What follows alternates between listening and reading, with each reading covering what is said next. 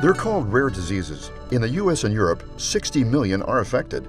Worldwide, the number's even more staggering, with an estimated 350 million men, women, and children suffering some form of rare disease. The nation's capital played host to this year's Orphan Drug Congress USA, and it was a packed house, with professionals from pharmaceutical, advocacy, and patient groups attending, all with one purpose: to find treatments for the 7,000 rare diseases and disorders. We're bringing around 800 stakeholders from the orphan drug and rare disease industry to meet, brainstorm, and dialogue about the challenges and opportunities in orphan drug development and rare disease research. There's nothing more energizing than being in a room like this with 800 people all passionate about rare disease. Hunter syndrome is but one type of rare disease, an inherited metabolic disorder causing permanent and progressive damage. One pharmaceutical company is taking on the challenge. It's incredible, really, to come to a congress where there are so many people who are focused on such rare conditions. Rare diseases can affect anyone at any age.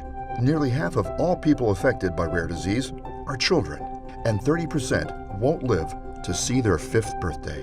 One of our heart and soul is dealing with these rare orphan space, especially in a pediatric designation. We really just, obviously no one wants to see sick children, and that is a cause near and dear to our heart. While big business and even big pharma have their critics, a core of pharmaceutical companies are truly stepping up to the plate, donating time, resources, and people power to help discover therapies and ultimately cure. In a round table that we had this afternoon, we had a person from a patient advocacy group say how it's really typical to go against pharma, but pharma is also the people who are producing the drugs that are saving these kids' lives. So I do think it's nice for organizations and conferences such as this that brings everyone together, brings the advocacy groups and brings the pharmaceutical groups together to see that there is a human side of this. They don't just care about the bottom line, they really care about the patients. I think it's good for everyone to see that. Heroes come in all sizes and backgrounds. This wife and mother, originally from Dubai, is a teacher living in Nebraska. Nina Nazar's pure passion as a patient advocate resonates through all 7 languages she speaks, including English. I live with a very rare skeletal dysplasia called Jansen's metaphyseal chondrodysplasia. It's one of the very ultra-rare diseases, only 22 cases worldwide, only 4 confirmed cases in America, and 3 of them are in my family, with myself included. So that's why I'm here to push for funding to get more research into the disease, because we have researchers at the Boston Mass General Hospital working on a cure, and so we are looking at getting that cure to clinical trial. The rarefied air of passion for a cause filled the room at this year's Orphan Drug Conference. You couldn't be an advocate, you couldn't be an advocacy leader if you didn't have a passion or some sort of connection that motivates you to spend all this time and all this energy doing this. 2 of my 3 daughters have the disease. One passed away back in 1995. The second, who was the older one, she was 14 at the time, and they said she lived to be 18 or 20. She's now 36. And so we're blessed by that, but at the same time, we're challenged because it says how little we know about the disease, because that's it's a surprise blessing for us. This is a great conference to connect with all the different kind of stakeholders, patients, patient advocacy organizations, vendors and partners, and we also have a lot of clients here. So we'll often do a talk or two as kind of thought leaders in the space. It's important for us to kind of share our recent experience and some of the innovative approaches we're doing. And I find that this conference it's growing each year, and it's becoming a better and better venue all the time as a platform for that.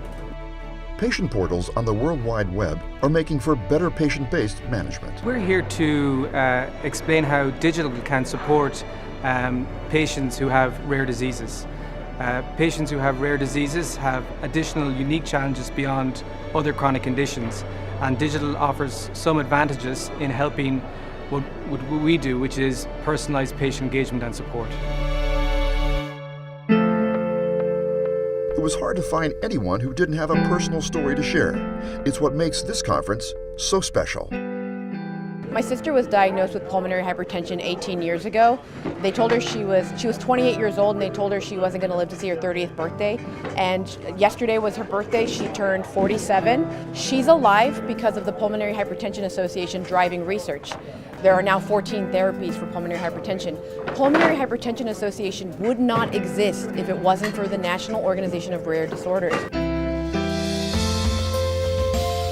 We asked one attendee what he hoped to accomplish at the 2017 conference. It really is the most fulfilling part of my job, which is the chance to meet with patients, their families, their parents, and some of the most memorable moments of my entire journey through this company at Spark. I founded the company actually in 2013, and while I've had the chance to meet tons and tons of people in all sorts of circles, the ones that I remember most are those meetings with a mother of a daughter who had the prospect of losing her vision and or already had lost her vision, and now being able to participate in a clinical trial and the change that they express psychologically, I think more than anything, is really a powerful statement for me to hear, and is the type of thrill and fulfillment that I get from this job more than anything else.